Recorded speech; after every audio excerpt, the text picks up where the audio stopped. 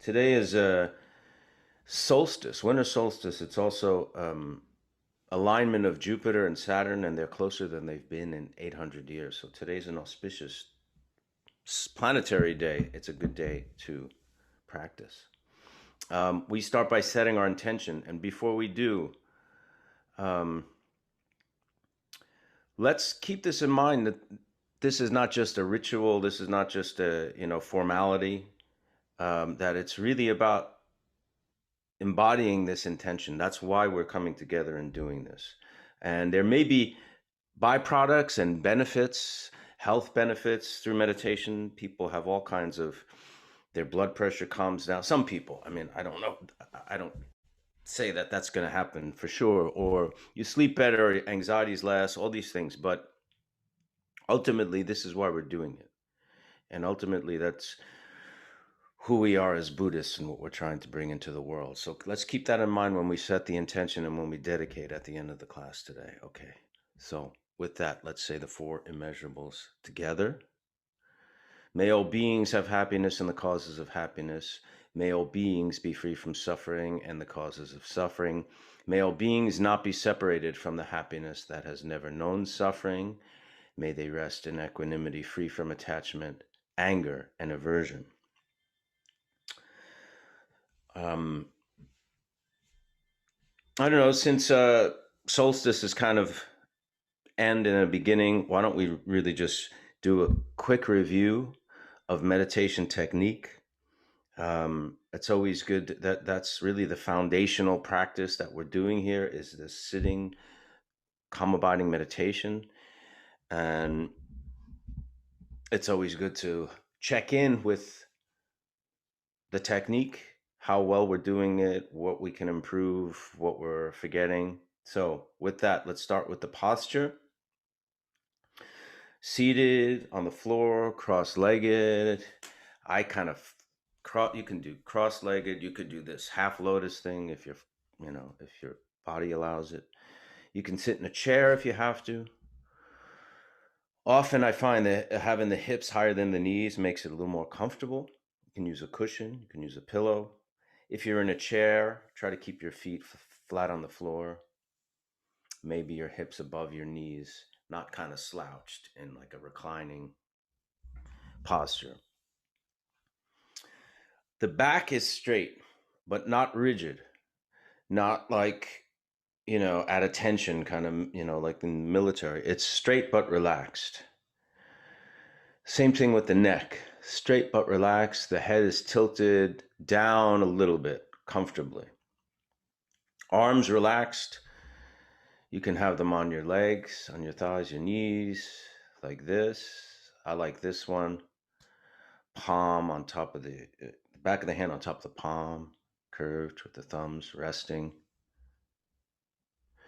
Shoulders slightly back, but not like, again, not at this, rigid attention position.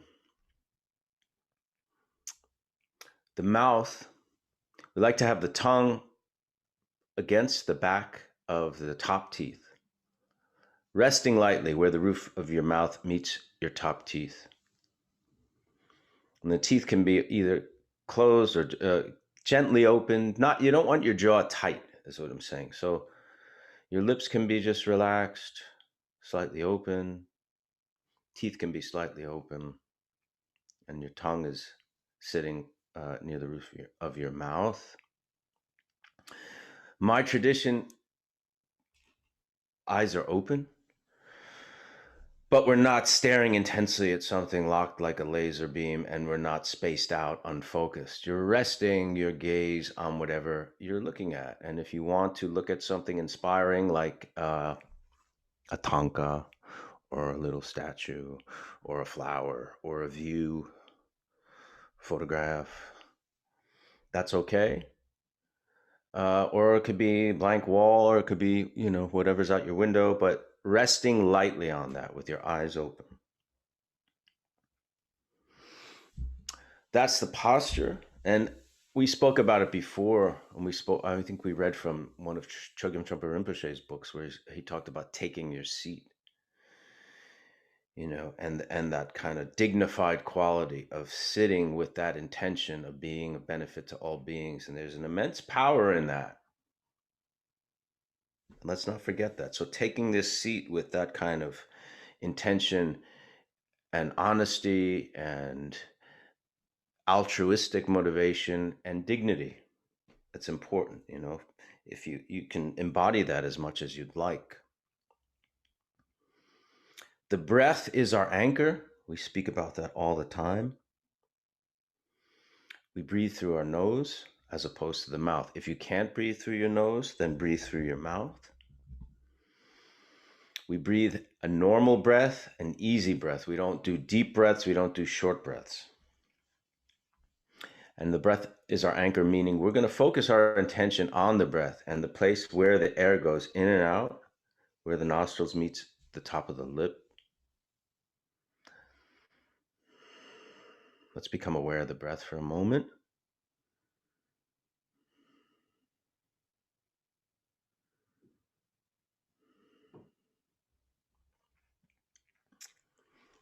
As we become aware of put our attention on the breath, and as we relax into this posture and relax into that calm, we're going to start thinking. A lot of the misconceptions about meditation is that meditation is about not thinking, and that prevents a lot of people from meditating because they try and immediately they sit and they force themselves not to think, and they think because that's what the mind does. That's not what we're doing here. We're working with our thoughts. How do we work with our thoughts? We work with our thoughts by acknowledging that we're thinking, by becoming aware of the fact that we're thinking. Mind looking at mind looking at the thoughts. That's the work we're doing. So we're sitting in our posture, we're breathing. Now I'm becoming aware what I may have to do at 2 o'clock today. Just notice it. Don't follow it. Don't follow the story. I have to get in my car's broken, I have to drive, and my left hand's hurt, and what do maybe someone else should. Don't follow that chain. Just notice, okay, there's the thought. Back to the breath. So the awareness of your thought makes you go back to the breath, connects you back to your breath all the time. And it's that interplay that we work with. We use that visualization technique of the sky, this clear, blue, limitless, full of potentiality, empty, but clear, stainless, spotless blue sky as the mind. That's really the essence of our mind, the base level of our mind. And the thoughts are like clouds. Clouds arise from the sky and they dissolve back into the sky. They don't exist independently of the sky. They actually arise from it and they dissolve back. If they existed independently of it or had their own inherent existence, right, they would remain forever. So the thoughts are like the clouds. They arise out of the mind and they dissolve back. And you'll see that as we practice, that the thought will come in. Once we notice it, go back to the breath, that thought's going to dissolve back into the mind. It may come back and we'll use the same technique, acknowledging it and going back to the breath. And we'll see that those thoughts and emotions as well. Emotions are a little bit more potent than the clouds. Maybe they're more like the storm that arises from the sky as well. But they'll dissolve back into the sky from where it came, just like the emotions will dissolve back into the mind from whence it came. That's basically the practice. That's basically what we do. So, with that in mind, let's put it into practice for, let's say, 13 minutes. How's that? Starting now. I may guide a little bit and talk at some point, but just stay with the practice. Okay.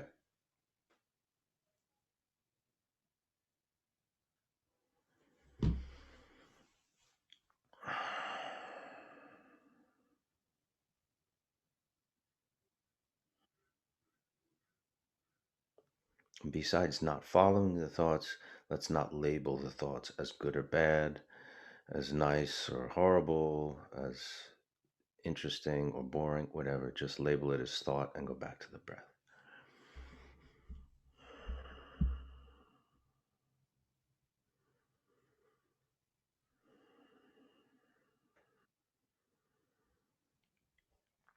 You don't have to feel locked into the pose. If you want to shift, if you're feeling tension, uncomfortable, you can shift and adjust and then, settle back into the posture. But you don't feel like you can't shift or move or, adjust a little bit as you sit. That's totally fine and better, actually, than just remaining with rigidity and tension.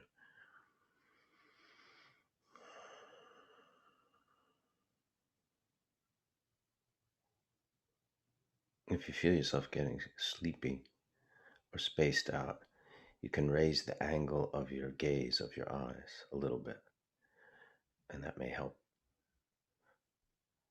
And conversely, if you're feeling almost too busy in the mind, it may help to lower the gaze a little bit.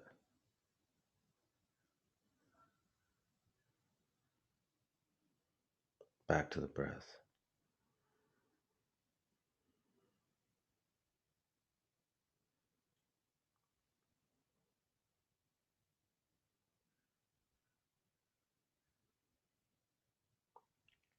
If you want to try a few breaths with the technique that Chogyam Trungpa Rinpoche spoke about, on the out breath, imagine your mind and your consciousness leaving and mingling with space, with the space around you, with the space, the infinite space. Just the out breath. Could try a few breaths and see how that works for you.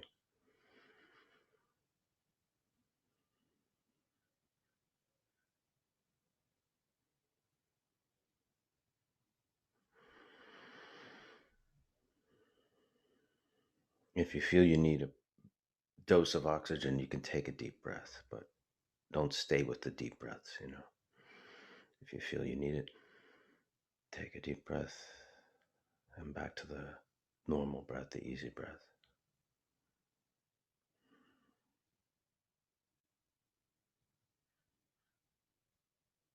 Sometimes you may find the chain or train of thoughts goes on for quite a while before you catch it, and that's okay. Just make sure you catch it at some point. Don't judge it. Don't judge, oh, I was thinking too long. It's not about that. It's just about the recognition of it and then going back to the breath.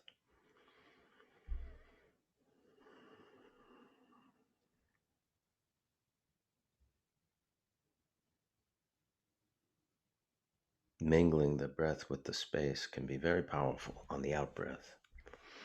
Imagine your mind, your consciousness going out into the space right in front of you, which is the same as the infinite space and outer space. It's really the same thing, ultimately.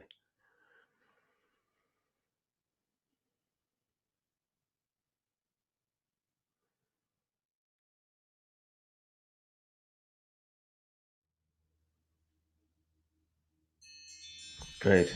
Excellent. Um, so I'm going to read a little bit from a new book today that we haven't read from before. This one is called Rebel Buddha, A Guide to a Revolution of Mind by a really, really wonderful teacher, Dzogchen Ponlop Rinpoche. He's a Tibetan Buddhist teacher who teaches very often in the West, in the United States and Europe and Asia as well. But he has several books out. If this interests you, I would look into him. Dzogchen Ponlop Rinpoche. I'm sure he has a website. He probably has a email lists where you can hear about teachings that he's doing or retreats or when retreats start happening again or online retreats, which we're having now. He is very much worth looking into and following and studying. This kind of follows up a little bit on last week, which was amazing. We had Dr. Vesna Wallace talking about the Buddhist concept of shunyata, emptiness, and so grateful that we got to have somebody so knowledgeable and brilliant and generous with her time. So it's a little bit following up on that nature of mind. And before I go to that, those of you who have done this class for a while, every time you sit, I'm sure thoughts are probably different. Sometimes they might be recurring from last week or a month ago, but for the most part, they're always different. And just remember that calm, that sky, right? I use the metaphor that we access is always there. If you notice, when you start to get into the practice, that base level of peace and calm and clarity is always there. Have confidence in that. Have confidence that that's the nature of your mind. That is always there and always accessible. And ultimately, really who we are. When the Buddha taught about the impermanent and composite or empty, put together kind of nature of the relative mind, he did so in order to introduce his disciples to the ultimate nature of mind, pure, unfabricated, unchanging awareness. Here, Buddhism departs radically from theological concepts like original sin that view humankind as spiritually tainted by some hereditary violation of divine law.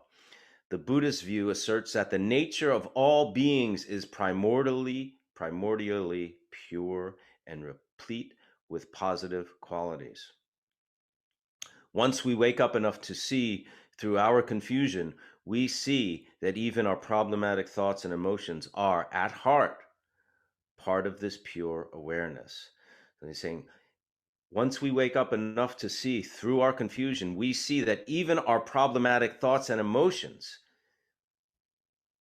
at heart are part of this pure awareness, simply because they rise out of this pure awareness, they dissolve back into it. They're not, it's like a wave in an ocean. A wave is not separate from the ocean, it's part of it. Yet you wouldn't consider the wave the whole ocean. It's the ocean that's the ocean, but the wave has oceanness in it. And this is good for us when we go into our meditation practice. So instead of these thoughts being like invaders, foreign invaders of our mind, they're actually are aspects. And if we can get beyond the story or the emotion or the nasty quality of the thought or the seductive quality of the thought and just look at it as part of mind, then it's part of this same clarity, this same pure awareness. Seeing this naturally brings us a sense of relaxation, joy, and humor. We don't need to take anything too seriously because everything we experience on the relative level is illusory. From the point of view of the ultimate, it's like a lucid dream, the vivid play of mind itself. When we're awake in a dream, we don't take anything that happens in the dream too seriously. It's like going on the big rides at Disney World. One ride will take us up into the night sky with stars all around and the lights of a city below. It's so beautiful and we enjoy it, but we don't take it to be real. And when we ride through the haunted house, the ghost skeletons and monsters might surprise us for an instant or two, but they're also funny because we know they aren't real. In the same way, when we discover the true nature of our mind, we are relieved from a fundamental anxiety, a basic sense of fear and worry about the appearances and experiences of life. The true nature of mind says, why stress out? Just relax and enjoy yourself. That's our choice, unless we have an exceptionally strong tendency to fight all the time. Then even Disney World becomes a horrible place. That also is our choice. Our modern world is so full of options these days, so wherever we are, we can do it either way.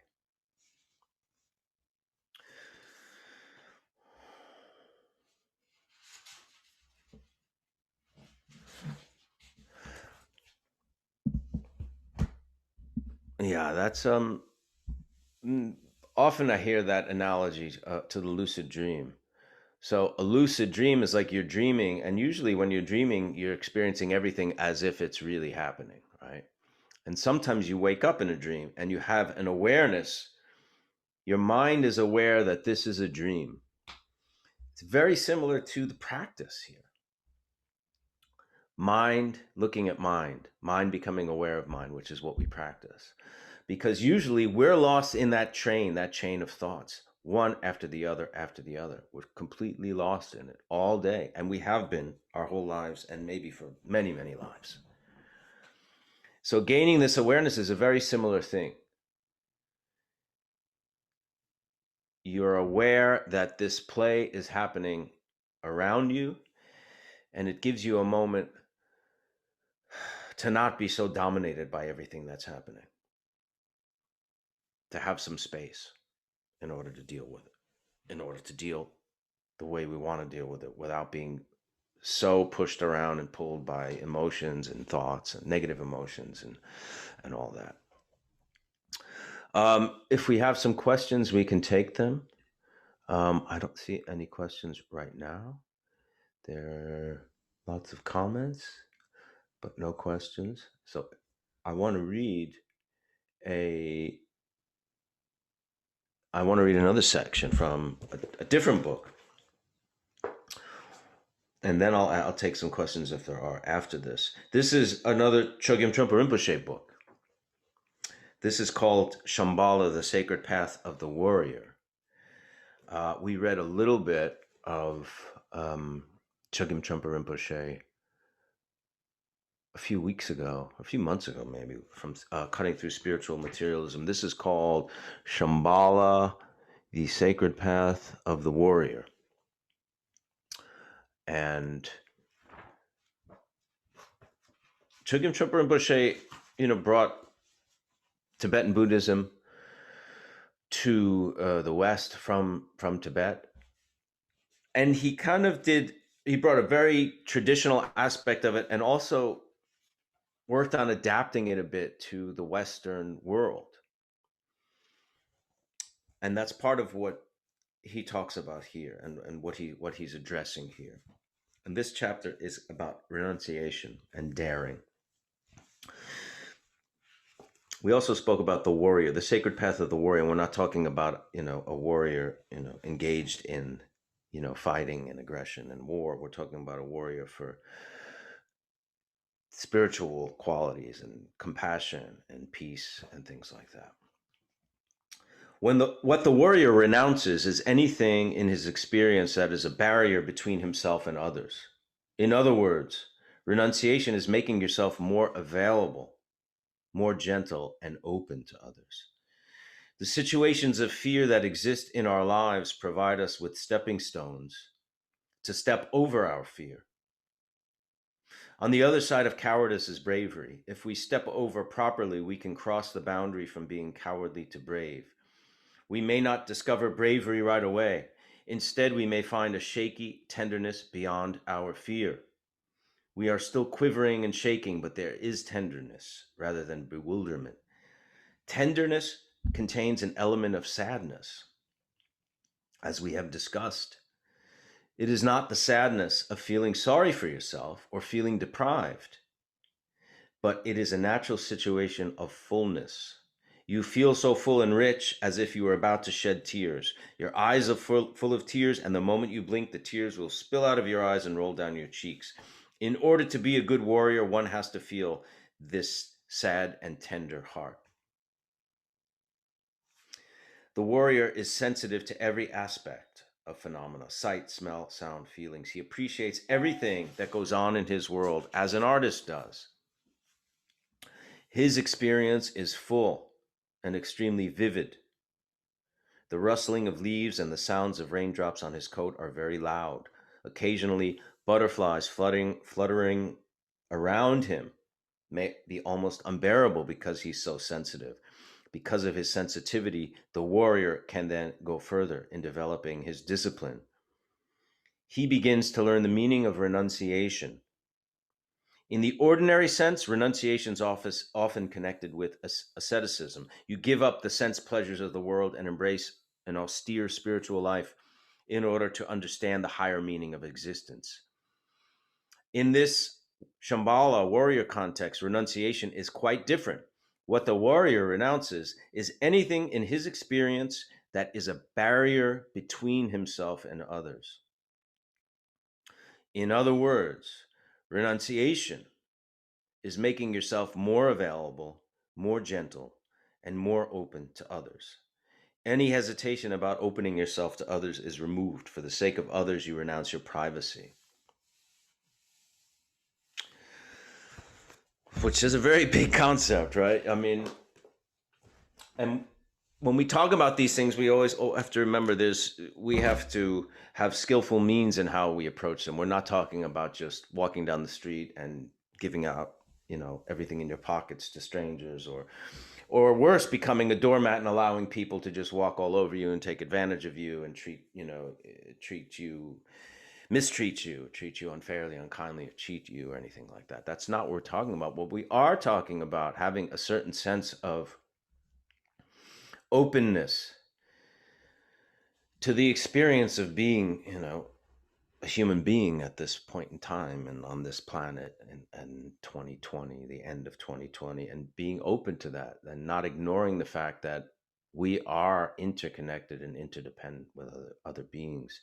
There was a comment or question, I think last week, someone asked about how to figure out who is worthy, what people are worthy of our compassion.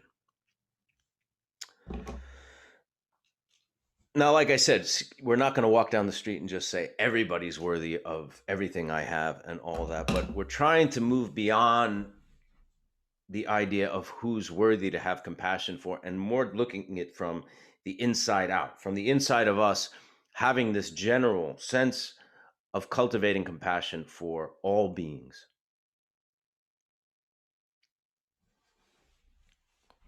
And working out of that. So that means when someone you really you hate, maybe someone says or does things, or and you think about them and it arises feeling of anger and hatred, to use our practice to become aware of those thoughts and let that go, and see if you can generate in your mind and in your heart some feelings of compassion for that. Because that person, if they're full of anger and hatred and all those things, they're suffering on some level.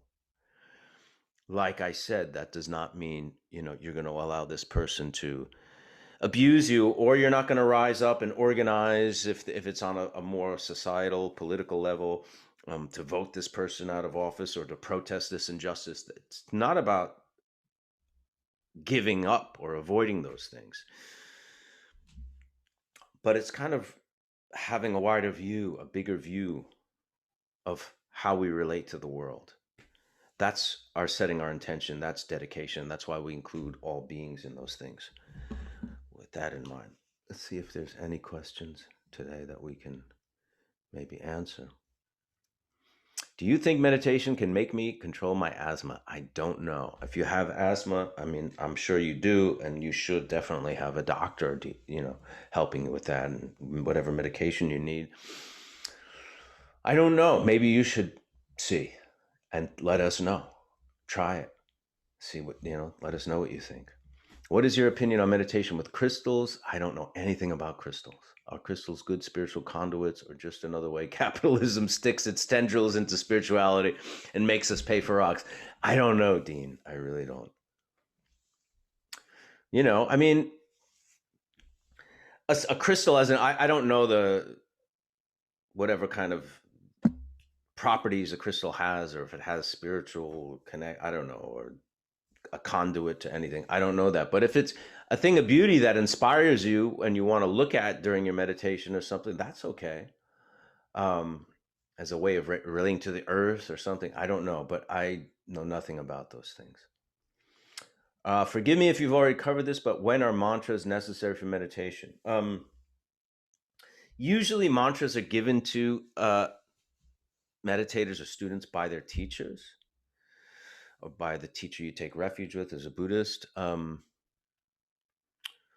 not really qualified to teach on that, or I mean, I do use mantra, certain thing, certain practices, but they've been given to by my teacher. But if it's something that interests you, maybe go on to maybe on the internet and look for teachings, maybe by the Dalai Lama or some other, Buddhist lamas on mantra recitation in practice, and see.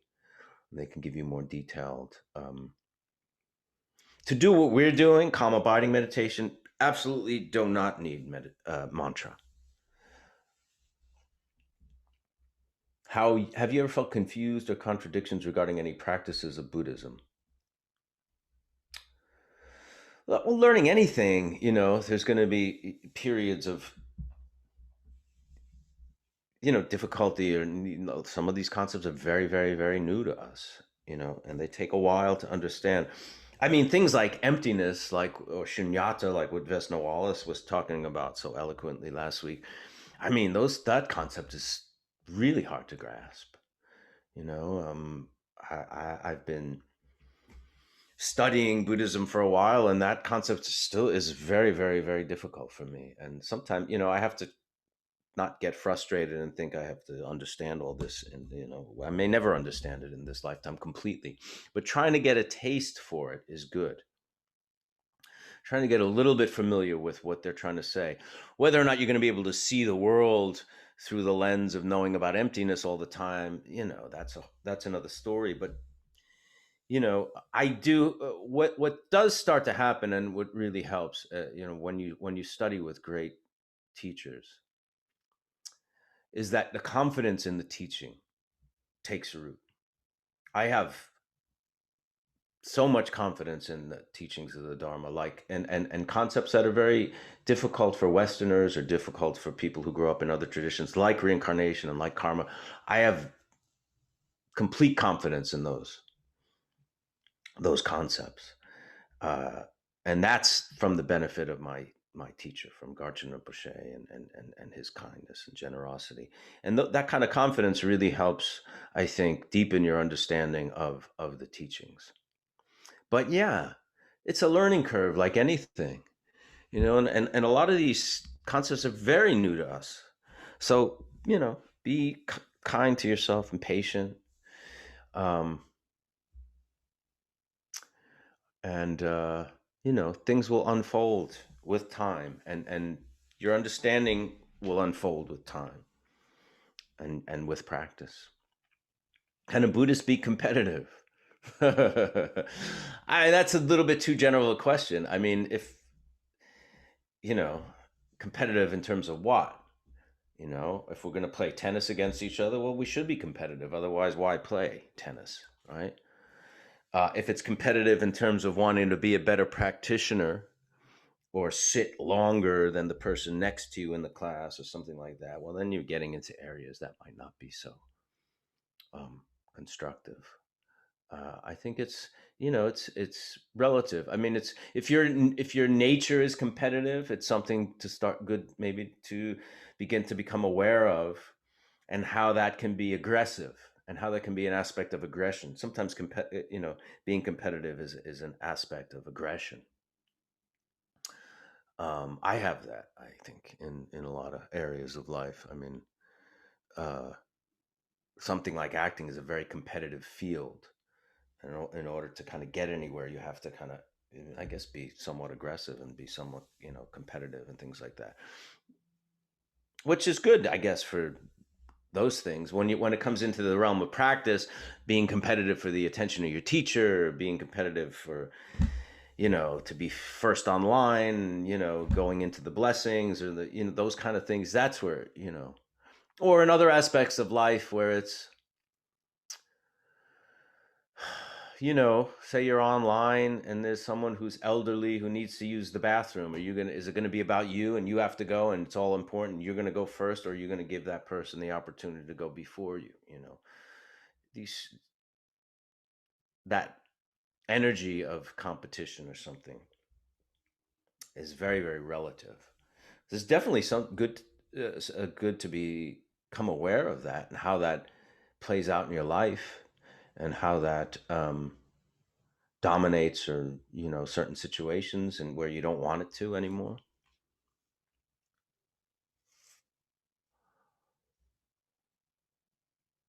In regards to compassion, and offering your services on a donation basis at times, to help others and help others heal and build community, when is it okay to start to charge for services? Again, that's a very relative question. It's hard to say a one size fits all answer to something like this. Um, you know, Look, someone who's a nurse, look now, the front, first response frontline workers with COVID and so nurse putting their lives on the line to help others heal from this deadly disease. You know, they're doing this incredibly bodhisattva work, compassionate work. Um, and that's how they make their living. Um, the Eightfold Path, right, which is the fourth noble truth. The third noble truth is that there is a way out of suffering. There's a path out of suffering, and there's the truth of that. And the fourth noble truth is the path itself. Uh, one of the Eightfold Path is right livelihood. Right livelihood means you have to have livelihood. You have to earn a living in this society, and doing it in a way that does not harm others primarily. If you can make a livelihood that helps others, that's even better, but not a necessity. But right livelihood should not harm other beings, human or animal too. Um, so you have to trust yourself and find a balance. At some point you may need to make some money to pay your rent. And if it's a situation where that is possible and it's ethical, um, then I think it's okay. If the system that you're dealing with allows for that, and that it's all on the up and up, of course, and that everyone's aware of what's going on, you know, apply your practice to that. Have compassion for yourself for that. Have compassion for the people that you're working with. Do you ever struggle to remove songs or sounds from your mind during practice? That's a very common thing. I get songs stuck in my head all the time. Um, and it's like a groove in the mind, rather than a thought with a story or a thought with emotion or a thought with that kind of energy. It's just this repetitive thing, but it's the same thing as a thought, really. And I think notice it, go back to the breath if you're practicing. And if it's there, let it be there. I mean, if you can't, don't let it become this tense struggle. I can't take it, and where it doesn't allow you to practice. Um, but it's very, very common. I would apply the same practice and antidotes as we do towards the thought and emotion to that. Aaron says, has hosting the class changed your practice? This has been a gift in a hectic year. Thank you. Well, um, absolutely changed my practice. I'll be honest with you. Just, yeah, it just deepens it. It just makes it more, I have to be more mindful about what I say, and how I formulate these ideas, and how I relate to my own practice so I can communicate it a bit to the people online with us. Um, it makes me very happy that people are practicing together. Um, so yeah, I think it's deepened practice a lot. Bradley says this is new to me and it's difficult to focus. How can I focus better? I mean, if it's new to you, it's new, period, and it's going to take time and it's going to take practice and focus. Uh, it's about using the technique that we're doing, and that's all. And it's kind of trial and error, and it's going to take some time to be more familiar and comfortable with it. And as you do, I mean, what I assume you mean by focus will improve. But you have to be patient. It's like anything else. People are afraid to meditate because they think they sit down and they realize there's so many thoughts in their brain and they're overwhelmed by it. And I guess people think they can sit and all of a sudden just be in this state of non-thought clarity immediately. And it's like anything else. Imagine if you wanted to learn how to play the guitar.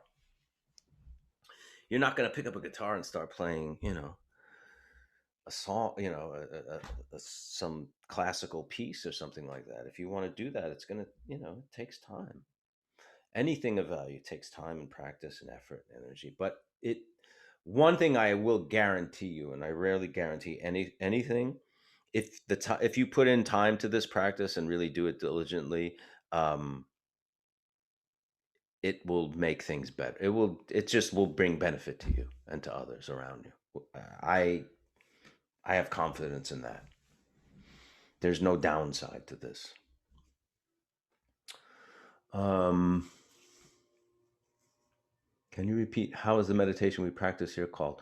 You can call it calm abiding meditation. You can call it shamatha meditation, calm abiding, mindfulness meditation. You can call it that too.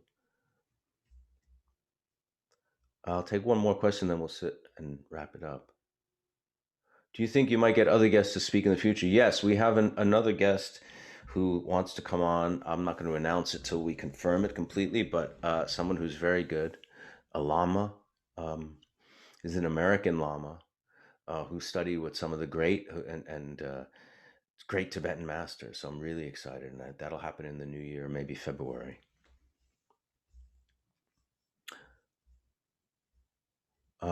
Okay. Uh, okay. Let's um let's sit for another few minutes. How about 7 minutes? And that technique that I brought up about that Chogyam Trungpa Rinpoche spoke about in the out breath, almost your mind mingling with space, can be very effective. It's something kind of new to me. I haven't done much of that, but I was doing it today when we were sitting, and there's something very, mingling the mind with space like that really is grounding, and there's a fullness to that experience. At least that I felt it for a minute or two there, and in and out. But if you want to try that, you can. Okay, let's sit.